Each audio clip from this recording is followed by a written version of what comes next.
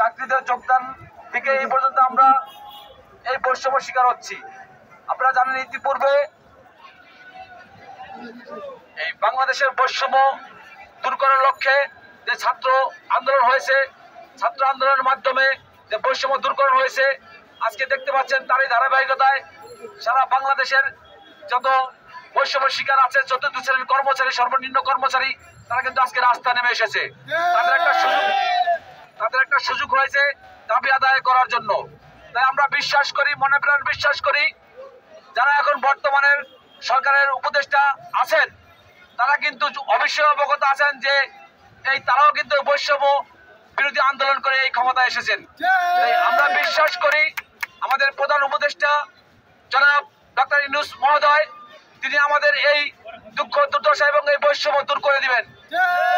যতক্ষণ পর্যন্ত আমাদের এই বৈষম্য দূর না হবে, আমাদের পদটি স্থায়ীকরণ না হবে, ততক্ষণ পর্যন্ত আমরা এই সচিবালয়ের সামনে আমরা শান্তিপূর্ণ অবস্থান রাখবো ইনশাল্লাহ। আমাদের সরাসরি পরিপত্র জারি না হওয়া পর্যন্ত আমরা এই স্থান ত্যাগ করবো না। আপনারা সবাই রাজি আছেন তো?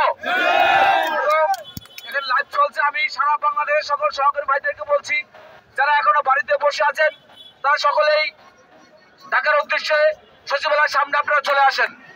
কারণ এখন আর ঘরে বসে থাকার সময় নেই, এখন দাবি আদায়ের সূক্ষ্ম সময়। তাই আর ঘরে বসে না থেকে সকলকে আহ্বান করছি, সকলে চলে আসুন। আমরা দাবি আদায় না হওয়া পর্যন্ত মাঠ ত্যাগ করছি না ইনশাল্লাহ। সকলকে ধন্যবাদ জানাচ্ছি, পরবর্তীতে আবার কথা হবে।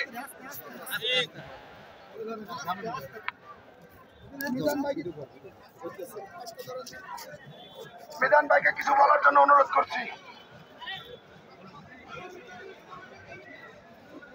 ধন্যবাদ ফরিদপুর জেলার কৃতি সন্তান আমিনুর ভাইকে।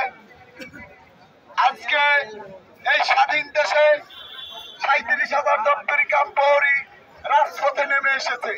কিসের জন্য আমরা নেমে এসেছি? আজকে আমরা কেন রাজপথে এসেছি? আমাদের জাতীয়করণ না হওয়া পর্যন্ত কি আমরা বাড়ি ফিরবো? আমাদের পরিপত্র জারি না হওয়া পর্যন্ত কি আমরা বাড়ি ফিরবো? আমাদের দাবি না মানা পর্যন্ত কি আমরা বাড়ি ফিরবো? আমরা কি রাজপথে থাকবো? আমাদের দাবি মানতে হবে। দপ্তরিদের চাওয়া জাতীয়করণ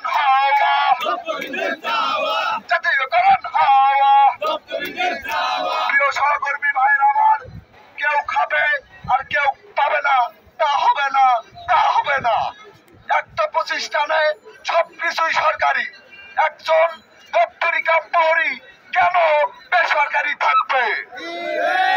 আমরা বলতে চাই সরকারকে যে দপ্তরি কাম প্রহরীদের কেন এত বৈষম্যের শিকার হয়ে 13 বছর ধরে চাকরি করতে হচ্ছে, তাদের 11 বছর ধরে একই বেতন দেওয়া হচ্ছে।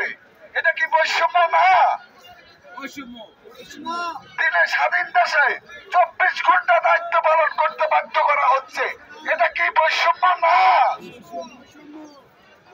ওই ভিত্তিক ছুটি নাই, প্রতিদিন হাজিরা খাতায় স্বাক্ষর করতে হয়। স্কুলে কোনো কিছু হারিয়ে গেলে সেই চাকরির ভয় দেখিয়ে দপ্তরের কাছ থেকে জরিমানা নিতে হয়। এটা কি বৈষম্য না? সকল বৈষম্য কি দপ্তরিদের ক্ষেত্রে প্রযোজ্য?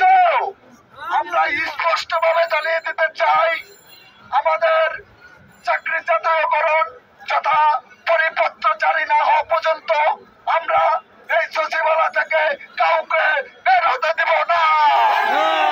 আপনারা কি সবাই রাজি আছেন? আমাদের দাবি মানতে হবে। আমাদের দাবি দপ্তরিদের চাওয়া